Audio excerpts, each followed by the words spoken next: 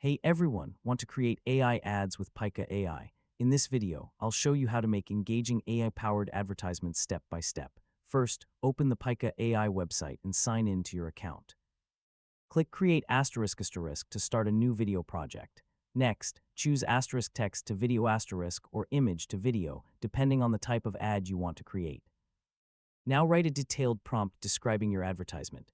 Include your product, brand style, target audience, background, camera movement, and the message you want to show.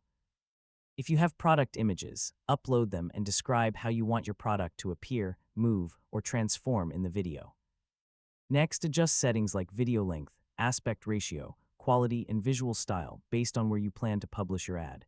Click Generate * and wait while Pika AI creates your advertisement. Once the video is ready, review the result and improve your prompt if you want better visuals, smoother motion, or a different style. After that, add your logo, text, voiceover, or music using your preferred editing tools. Finally, export your AI ad and share it on platforms like YouTube, TikTok, Instagram, or other marketing channels.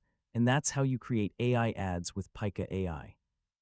With creative prompts and the right settings, you can produce professional-looking advertisements faster and easier. Thanks for watching, and don't forget to subscribe for more easy technology guides.